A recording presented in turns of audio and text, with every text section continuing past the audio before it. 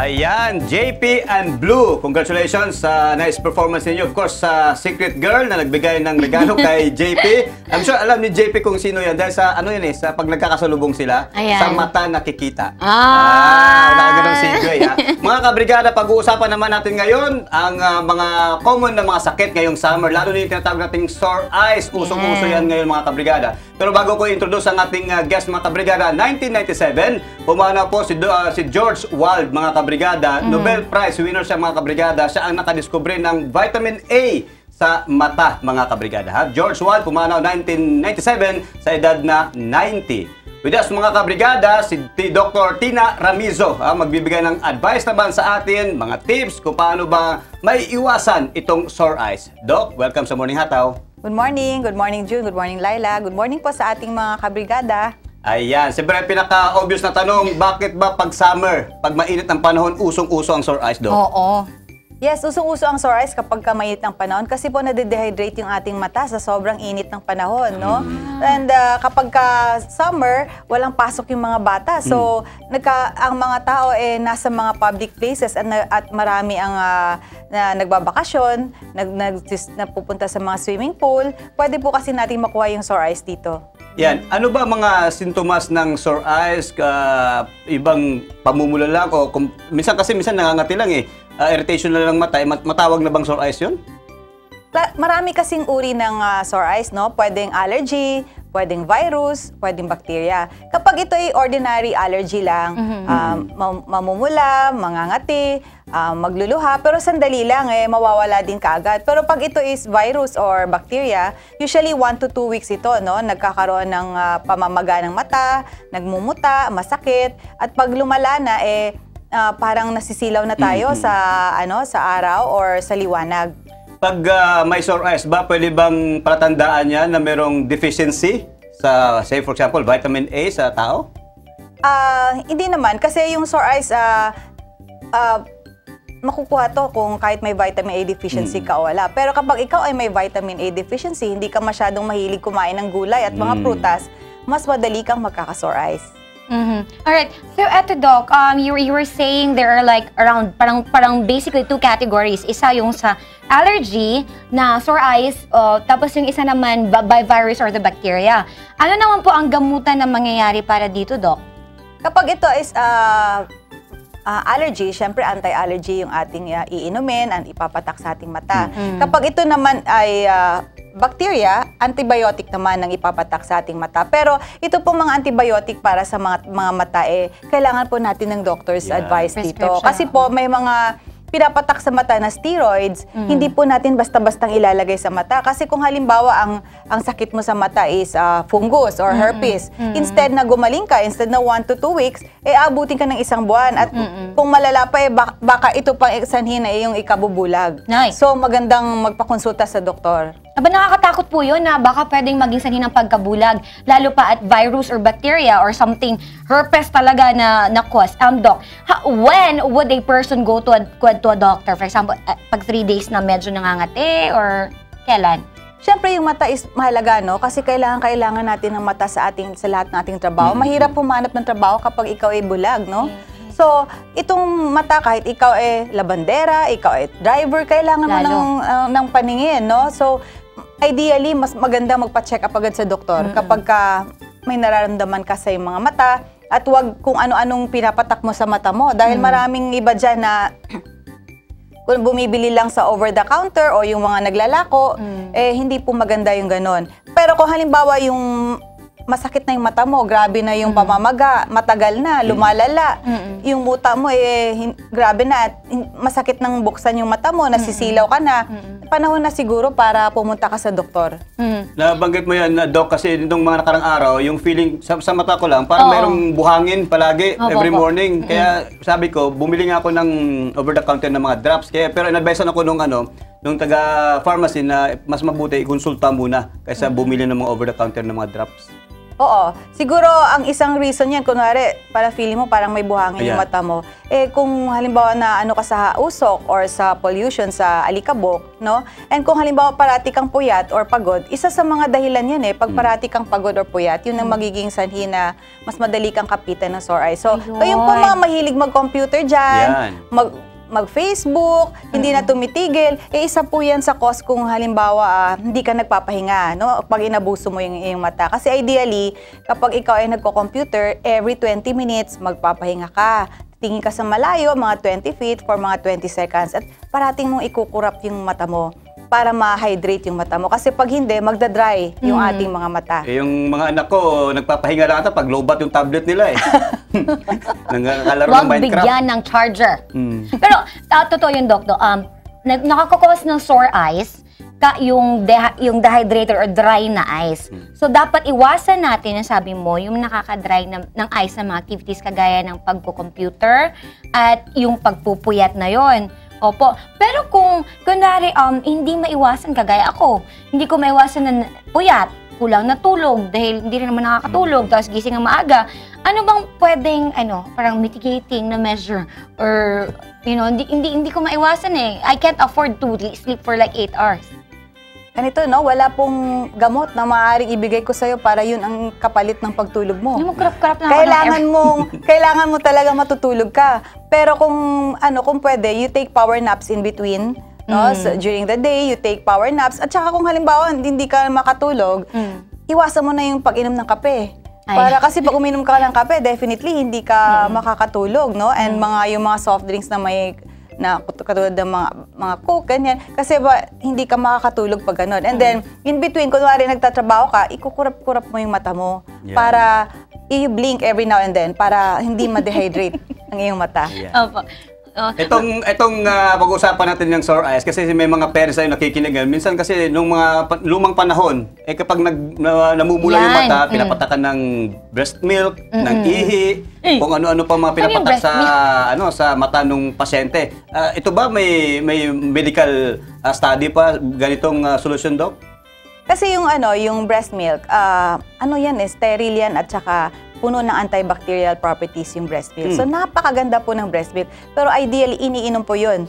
Hindi po pinapatak sa mata dahil wala pa po tayong studies to prove na yung breast milk ay cure sa sore eyes, no? Kailangan po kung may sore eyes ka na bacterial, kailangan po antibiotic yung ipapatak natin sa mata ng pasyente. Kung kunwari allergy naman, anti-allergy naman yung ating ipapatak. Okay. And yung ihi po, pinagbabawal po yun ng mga doktor. Huwag niyo pong patakan ng ihi yung mata ng pasyente, especially ng mga bata, kasi pwede po kayong magkaroon ng mga infection, kagaya po ng mga chlamydia, gonorrhea, na makuha ninyo doon. Isa pa, yung minsan nilalagay sa batya, tapos yung nilublob yung mata sa tubig, tapos binubuklat-buklat, tapos tawag niyan, yung parang nag-blink-blink ka. Pwede ba yun? Usually sa mga sa mga napupuwing. Yun yung pwede mong gawin. Pero pag sore eyes po, linisan na lang po natin yung ating mata ng tubig na malinis, na hindi masyadong maaligam-gam lang. Yun po, linisan natin yung talukap ng ating mga mata. Kasi magdidikit-dikit yung mata natin dahil sa muta niyan discharges kapag tayo may sore eyes.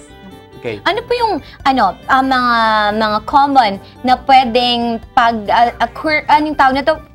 Vector? Yung medium, yung pwedeng pagkukunan ng mga virus or bacteria na pwedeng magkukos ng sore eyes. Kagaya ng, I would also like to ask yung makeup, for the eyes. Yung sa pagme-makeup naman, no, kapag nag-share kayo ng makeup, pwedeng gano'n, no? Kailangan po yung mga brush ng ating makeup, kailangan po nating linisin yan.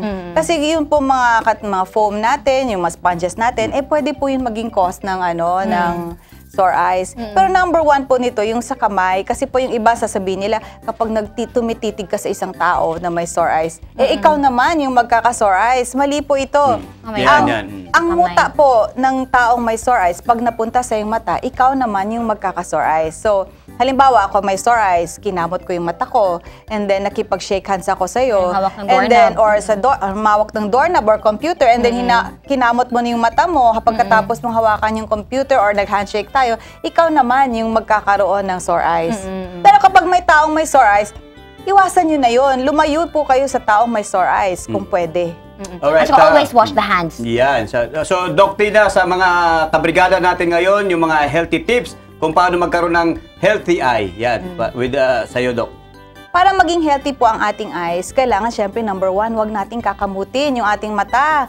And lagi po tayong maghuhugas ng ating mga kamay kasi halos lahat po ng sakit maiiwasan kapag tayo ay naghugas ng kamay. Hindi lang po sore eyes, kundi yung mga pagtatae or ubo at sipon. So naiiwasan po yan sa paghugas ng kamay. And pag naghugas tayo ng kamay, kailangan may sabon.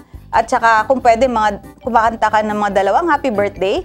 At ganun kahaba yung paghugas ng iyong kamay at isama po natin yung ating fingertips sa paghuhugas ng ating mga kamay. And number 2, syempre huwag nating aabusuhin yung ating mga mata. Kailangan po niya ng pahinga. Yung po mga adults, sana yung ating tulog mga 6 to 9 hours a day or 6 to 8 hours a day. Wala naman po kung ilang oras talaga dapat matulog, no? So, kailangan yung pag natulog ka, pagising mo, parang relax na rin, rejuvenated ka. Ayun! Okay. Yun yung isa na tamang-tama lang yung tulog na nagawa mo. And another is water, no? Kasi kailangan ng mata natin ng water. Kasi yung water is para hindi ma-dehydrate yung ating mga mata. And number 4, kumain tayo ng pagkain na maraming vitamin A, no? Yung po mga makulay na pagkain, kagaya po ng kalabasa, kabote, at yung carrots. Mga bata, kumain po tayo ng mga vegetables. Sa mga magulang na nakikinig ngayong umaga, magluto ng gulay. Yes, magluto kayo ng gulay instead na junk food. Kasi po, bilang mga magulang, kayo po ang dapat na good example sa inyong anak. Siyempre, kapag ka nakita ng mga bata na kayo kumakain ng gulay, kakain din sila ng gulay. Yung po mga green rin, kagaya ng mga avocado, broccoli, alugbati, kangkong, malunggay, rich din po ito sa vitamin A.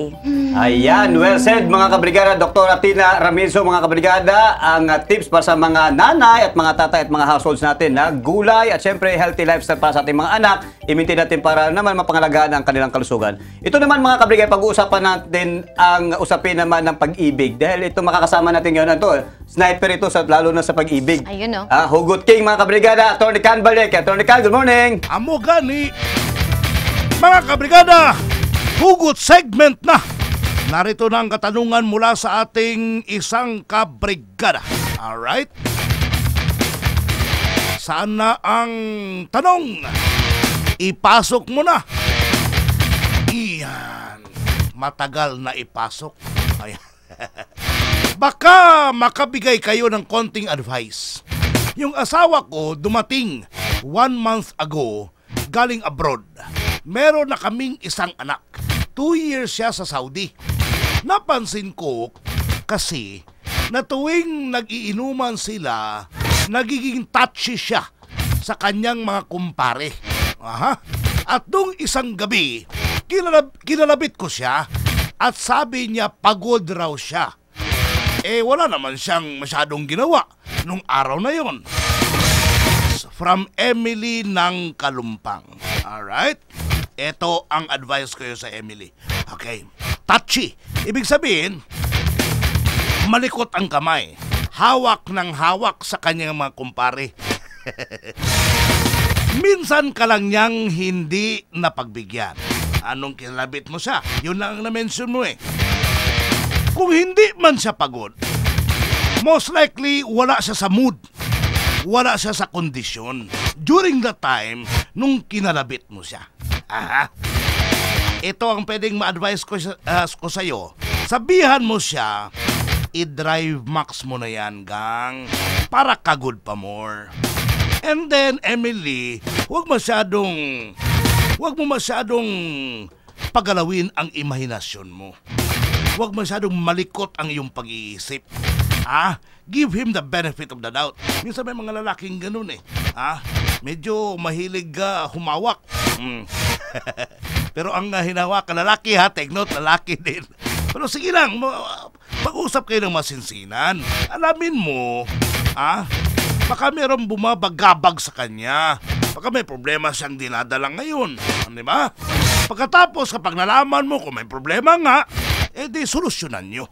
Ang ganyan. Huwag ka muna mag-conclude. Relax. Maraming bagay minsan.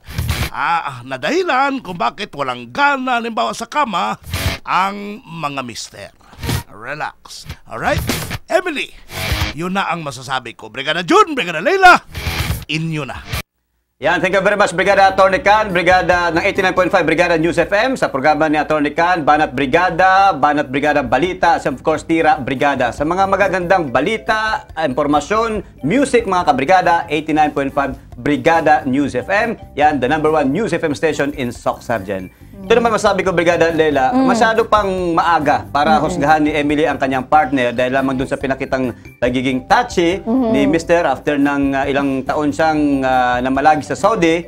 Pagbalik niya nga niya, nagbago na daw yung attitude ni Mr. Bakit ganyan ang tingin mo sa akin? Sa mata nakikita talaga, oh. Pero ito mga kabrigada, masyado pang maaga para husgahan ni Emily, no? Tamang binabanggit ni Atty. Can, kahit na walang ginagawa si Mr. sa buong maghapon, hindi naman ibig sabihin na hindi siya pagod eh. Kasi nag-iisip din naman si Mr. Minsan yung sobrang pag-iisip ni Mr. yan nagdadala rin ng stress at nagdadala rin ng pagod sa physical na katawan ng tao. Yung sobrang pag-iisip. Kaya siguro kay Emily, tamang binabanggit ni Atty. Can, bigyan mo ng mga pagkakataon si Mr. na mag-relax, mag-massage kayo, mga kabrigada, bigyan nyo ng time ang sarili ninyo. At kung talagang walang talagang epekto, yan na, Drive Max Herbal Dietary Supplement Capsule. Ang Drive Max, mga kabrigada, all natural ang mga sangkap niya na, tongkat alid, ginseng at ginkgo biloba. Nakakatulong yan para sa pagpapanumbalik ng init at lakas ni Mr. Lalo na sa pagdating sa labing-labing ninyong mag-asawa. Yan. Yan, oo, nasabi na po nila lahat. At from a man's point of view yon, Emily, tama yon. So dapat, wag ko tayong kaagad-agad mag-conclude kung kulang naman yung ebidensya o proof natin, di ba? At saka ready ba tayo na kapag na-prove natin na medyo may pagkaganon nga si Mister, willing ba tayo mag-follow through? What do we do? But anyway, ito lang ha. Sometimes kasi, di ba, women have their gut or women feel or the women instinct. Meron din yung men. It's not like kaya lang totoo din yun ha. On the other hand, it could be true. Kasi na this is your first time to actually observe this, na ma-feel mo ito, na parang may kaiba. Yung touchy-feely na siya, may kaiba na nafe-feel mo. There could be a basis for that. Kasi I also believe na hindi nilagay dyan ang instinct mo, yung bang pag-judge mo through feelings for nothing. I think there's a purpose for that, kaya andyan siya. So, pwedeng mag-obserba ka, pwede munang mag-antay-antay ka ng panahon, mag-obserba ka, and probably talk to your, not confront your husband about it. But the thing is, mas maganda din siguro na sabayan mo habang sa pagmamatyag, preventive measure tayo, misis. Gawin natin ang lahat na baka malay natin, may kulang dyan sa pagsasama natin, considering nga na nawala siya for 2 years, nag-abroad siya, baka naman naging estranged kayo. Ano bang pwede mong gawin para manumbalik ang spark between the two of you, or yung flame or yung desire between the two of you, di ba? Baka naman, masyado siya nabibisi dyan sa pakikipag-inuman sa mga friends nila. So, try to do something na pwede mong ma-distract yung husband mo from drinking with your friends or that particular friend para kayo instead ang makasama niya na pamilya, mga anak niya, probably the extended family as well. So you have to do something about it. Mag-isip-isip ka, mag-evaluate ka before ka mag-conclude. Pero also, I would not want to tell you nga napabayaan mo yung nafe-feel mo. Listen to what your heart tells you, listen to what your guts tell you, because we don't want na mawala din yun sa atin. Yun lang, huwag tayong mag-conclude agad-agad. Yan, isa dapat siguro linawin ni Emily, yung pang pagkapansin niya, kasi masyadong define yung pagkabanggit niya ng touchy. So, hindi lang basta hawak-hawak o tapik sa balikat ng ginagawa ng kanyang mister, kundi talagang ang ginamit niyang word is touchy. So, ibig sabihin, meron talagang ibang meaning para sa kanya yung ginagawang aksyon ng kanyang mister doon sa kanyang mga kaibigan o kainuman. Pero ito lang din sa akin, kailan ba napansin ni Emily na naging touchy na si mister sa kanyang mga kumpare? Yun ba yung after na kinalabit niya si mister na hindi na nag-respond si mister, kaya nagkakaroon siya ng conclusion nga, teka, napapansin ko kung sa iba nga, touchy siya, sa akin hindi.